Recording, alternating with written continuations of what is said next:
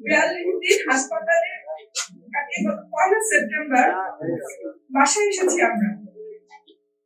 আর 64 দিন পর কিছুটা বাধ্য হয়ে আপনাদের সামনে কথা বলতে এসেছি। এই 64 দিনের প্রতিটি ক্ষণ আমাদের হৃদয়ের কষ্ট আর বর্ণনাতীত হতাশার সাক্ষী। এই দুর্ঘটনায় যারা বেঁচে আছে তাদের অমানবিক কষ্ট, মৃত্যু সম যন্ত্রণা আমি কয়েকটা লাইনে কিভাবে বোঝাবো জানি না।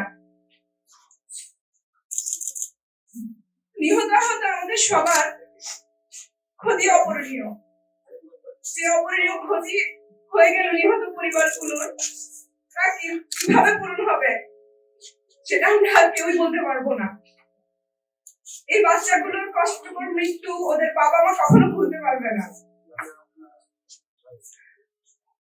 তাসনিয়া 33 দিন যে মরণ যন্ত্রণা ভোগ করছে, ওর মা মৃত্যুর আগের দিন আমাকে বলছে, ভাবি আমার আল্লাহ যদি মনে করেন আমার মেয়ে মরে গেলে শান্তি পাবে, আল্লাহ তাকে নিয়ে যাক।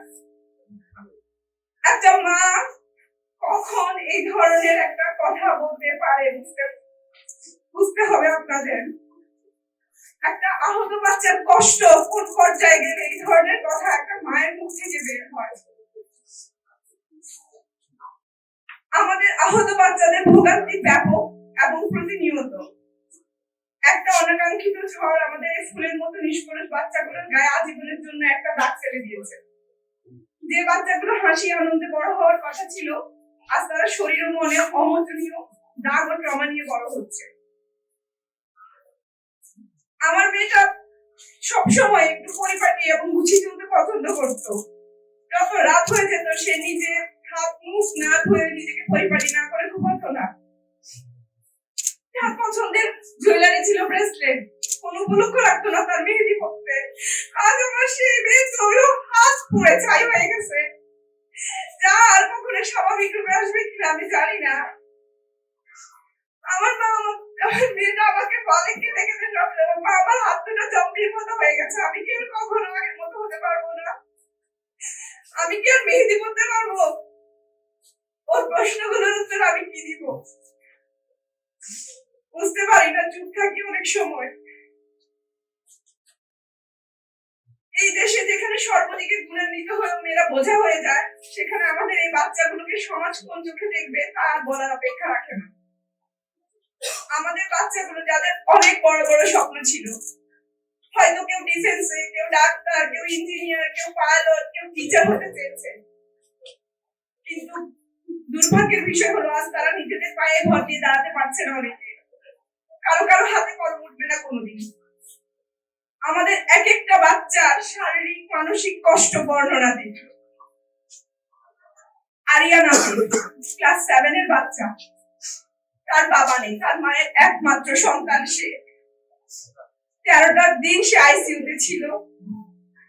85 ঘন্টা কোমায় থেকে মিরাকল ভাবে আল্লাহ তাকে তার মায়ের বুকে ফিরত দিয়েছে, কিন্তু সে এখনো বসতে পারে না। সে এখনো হাসপাতালে কাটাচ্ছে। তার একজন ফিজিওথেরাপিস্ট খুবই খুবই জরুরি, যেটা হাসপাতাল কর্তৃপক্ষ সরবরাহ করছে না। করলো 10 মিনিটের জন্য, কিন্তু এই বাচ্চার তো 10 মিনিট এটা হবে না। ওর মাকে দেখে যে বলছে যে ভাবি আমি কার কাছে যাব, প্লিজ আপনারা কিছু করেন, আমার বাচ্চাটার জন্য কিছু করেন।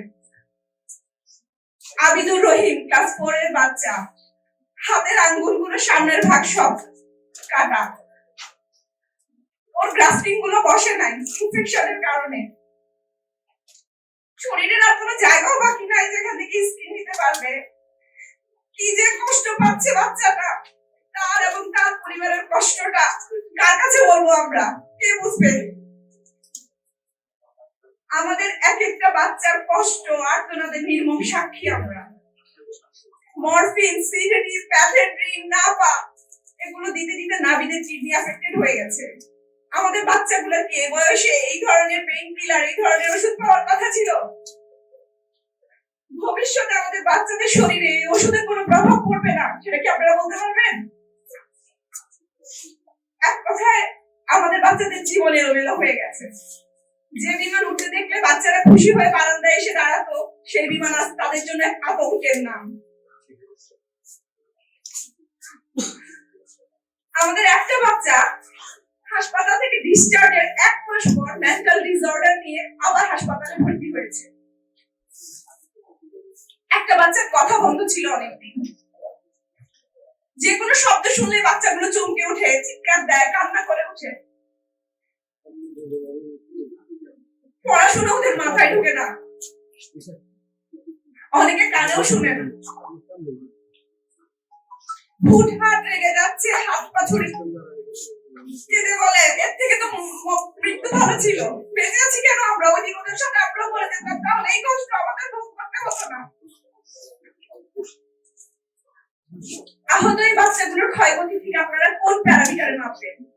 এখানে দুজন শিক্ষক আছে, আরো কয়েকজন শিক্ষক আহত, ওনাদের কর্মজীবন ওনারা ফিরতে পারবে কিনা স্বাভাবিক জীবনে আমরা জানি না। একজন শিক্ষক হাতে কলমে ধরতে পারছে না এখন পর্যন্ত।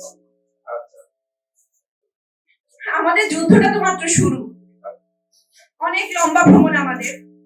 এই দায়িত্বশীল সমাজ ও সরকারের কাছে আমাদের আকুল আবেদন, আমাদের বাচ্চাদের পাশে দাঁড়ান, তাদের চিকিৎসা ব্যবস্থা এবং পুনর্বাসনের ব্যবস্থা করুন।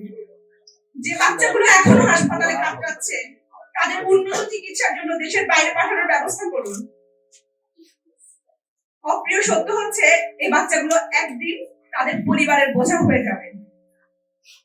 তারা যেন পরিবার, সমাজ ও নিজের কাছে ভার না হয়ে যায়, সেটা সুনিশ্চিতকরণে দায়িত্বশীলদের এগিয়ে আসতে হবে।